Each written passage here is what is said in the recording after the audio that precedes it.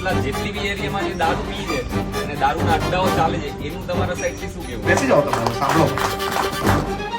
ગુજરાતમાં કહેવાતી દારૂબંધી છે, પરંતુ છાસવારે આપણે તેના ધજાગરા થતા જોઈએ છીએ.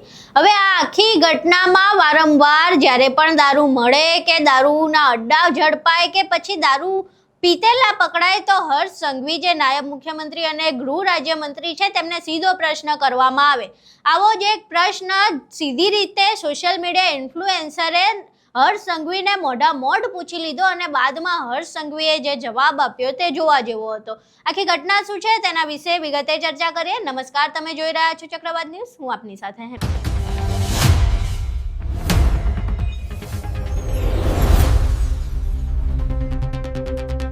ગુજરાતના નાયબ મુખ્યમંત્રી અને ગૃહ રાજ્યમંત્રી એવા હર્ષ સંઘવીએ સોશિયલ મીડિયા ઇન્ફ્લુએન્સર સાથે એક મીટિંગ ગોઠવી હતી. આ મીટિંગમાં સોશિયલ મીડિયા ઇન્ફ્લુએન્સર સીધી રીતે હર્ષ સંઘવીના સંપર્કમાં હતા અને તેમની સાથે વાતચીત કરી શકતા હતા. હવે આ તમામ ઘટનામાં સુરતનો એક સોશિયલ મીડિયા ઇન્ફ્લુએન્સર ઊભો થયો અને તેણે હર્ષ સંઘવીને પૂછ્યું કે હું દારૂ નથી પીતો, પરંતુ સુરતમાં ઠેર ઠેર દેશી દારૂના અડ્ડા ચાલે છે, તેના વિશે તમે શું કહેશો? જો કે હું દારૂ નથી પીતો એટલે મને કોઈ ડર નથી અને હું ખુલ્લી રીતે તમને આ વિશે પ્રશ્ન પૂછી શકું છું.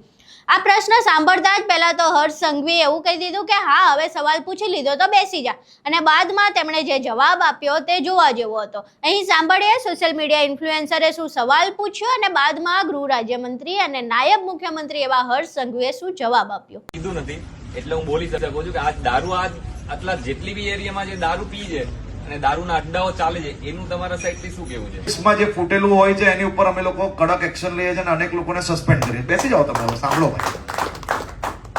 એની જોડે જોડે સામાજિક બી આ લડાઈ એટલી જ મોટી છે ભાઈ.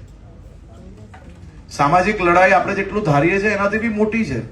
દરેક સમાજની અંદર આપણે આને સામાજિક મુદ્દો બનાવીને મજબૂતાઈથી સમાજની અંદર આવા જેટલા બી દૂષણ જોડે જોડાયેલા લોકો છે એને દૂષણ છોડાવવા માટે બી આપણે પ્રયાસ સાથે મળીને કરવો પડશે.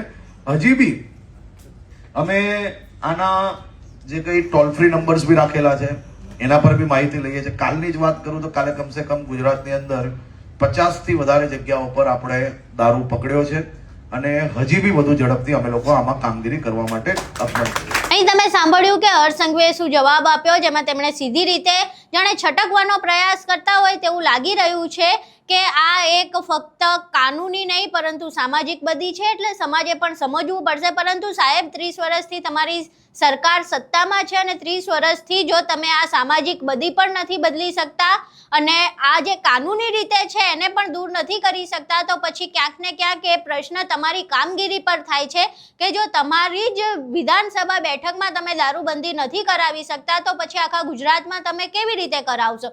30 વર્ષથી સત્તામાં હોવા છતાં આ પ્રકારેની વાત તમને શોભતી નથી. ગુજરાતમાં દારૂબંધી છે તો એ દારૂબંધી જમીની સ્તરે લાગુ પડવી જોઈએ અને એ માટે તમારે કામ કરવું પડશે અને તમારે એ માટેની જવાબદેહી પણ રાખવી પડશે. જોકે હાલ તો સોશિયલ મીડિયા ઇન્ફ્લુએન્સરે જે સવાલ પૂછ્યો હતો ત્યારબાદથી આખી મીટિંગનું વાતાવરણ જે હતું એ ગરમાઈ ગયું હતું. પરંતુ કહેવાય છે કે સોશિયલ મીડિયા ઇન્ફ્લુએન્સર હોય કે કોઈ પણ કલાકાર હોય તેણે સામાજિક રીતે જાગૃત રહેવું જોઈએ અને સમાજ માટે કામ કરવું જોઈએ, અને આવું જ કંઈક કામ સોશિયલ મીડિયા ઇન્ફ્લુએન્સરે કર્યું અને હર્ષ સંઘવીને ખૂબ જ સચોટતાથી સવાલ કર્યો હતો, જે સવાલનો જવાબ પણ હર્ષ સંઘવીએ આપ્યો.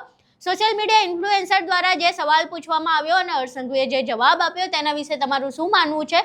તમારા મંતવ્યો અમને કોમેન્ટ બોક્સમાં જરૂર જણાવજો. વિડીયો પસંદ આવ્યો હોય તો વિડીયોને લાઇક કરજો, શેર કરજો અને અમારી ચેનલને સબસ્ક્રાઇબ કરવાનું ભૂલશો નહીં. નમસ્કાર.